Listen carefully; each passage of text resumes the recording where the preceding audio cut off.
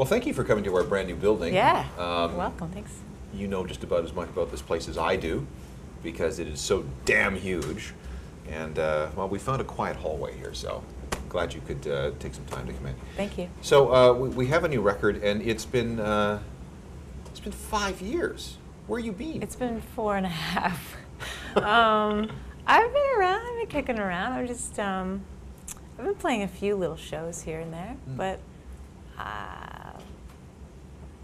I've been in Ontario for the most part.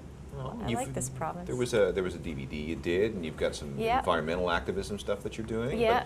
But it's been 4.5 years since the last album. Yeah. Where, I guess, just hanging around, songwriting, touring. Yeah. I played drums in a band for the last couple of years. Which band? Music Mall, Kingston band. I have been working on the Niagara Escarpment kind of land conservation stuff, and that's as full-time as you really want it to be. Well, if you know anything about, I used to live up on the escarpment. Okay. And if you live on the Niagara Escarpment and you're involved in anything that has to do with that biosphere, Yeah. it is full-time work. It is. It's compelling work. So. What exactly are you doing? I am working with the local citizens group in Burlington, North Burlington, where I grew up, and sorry. Don't ask. Don't. Okay. I've been working with a local citizens group to save Mount Nemo.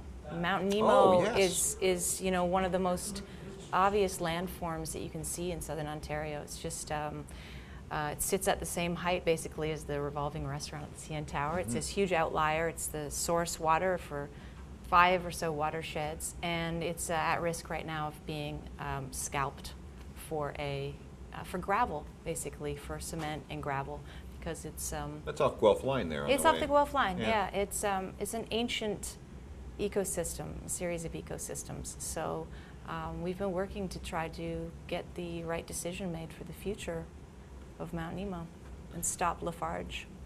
I used to take my lawnmower to Mount Nemo Supply. Well, that's right. My dad used to take his There, there so, too. Yeah. Very good with Toro and Honda machines. So the album is called "Oh Little Fire."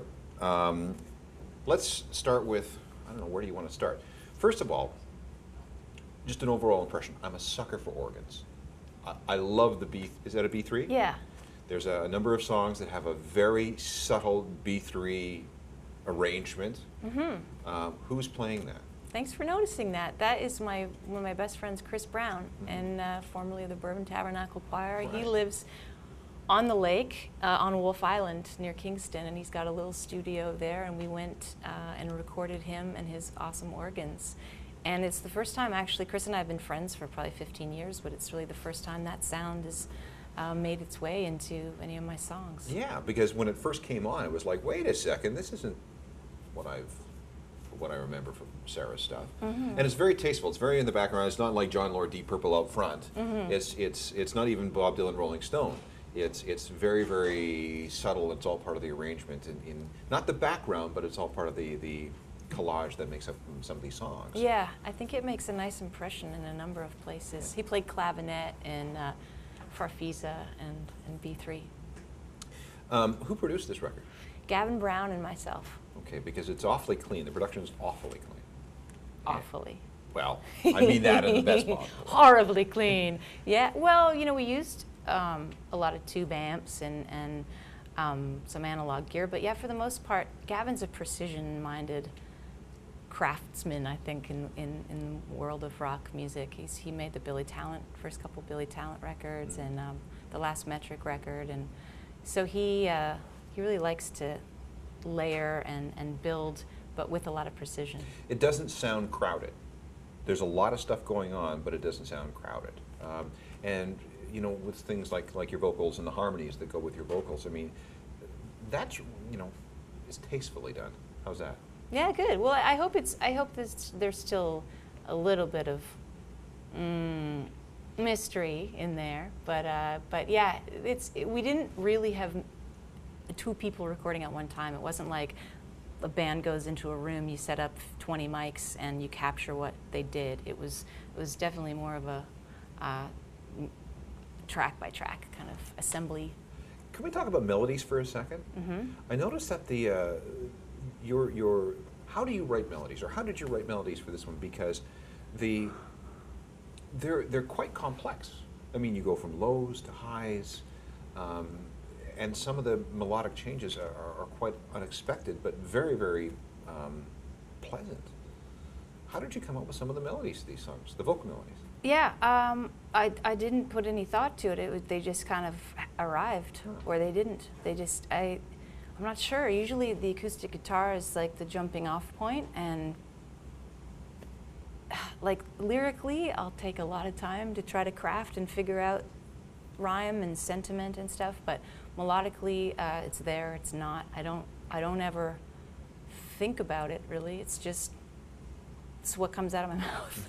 I don't know. Well, I have to say it's pretty cool, because there's a lot of cases on the record where I'm listening to it and I don't expect that. That's good. And I like that. Because I always think, I guess everyone always thinks what they do is kind of predictable, because maybe they did it and it seems like so instinctive, or, you know, but I'm glad that there are some surprises. Oh, definitely some surprises. Let's, you know, the songs that I spend the most time with, for whatever reason, are the first 5. Just the way it happens to come across. Let's go through a couple of them. Okay. Let's talk about The Thief, which is the song that leads off the record. Yeah, I wrote that song driving in a car, and I had the melody for a long time, and it was kind of during the recording that I actually thought, oh, maybe I can make something of this and we can have this included on the record. It's, I play drums on it, so it's... See, I didn't know you were a drummer. Yeah. Yeah, I guess I'm officially a drummer now. Yeah, Gavin was cool.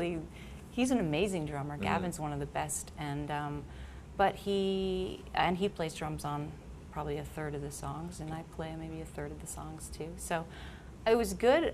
It's kind of, yeah, that song's kind of dark. We got out this Russian tape delay and recorded about 6 or more electric guitar takes that he kind of got mad scientist with at the end of the track, and probably about 10 vocals. Me and my friend Julie Fader did all these vocal harmonies at the end, and so Gavin, you know, created this real craziness at the end of the song. With a Russian tape delay. I'm not even going to ask where he found that. He's got some weird gear. Wow. Yeah.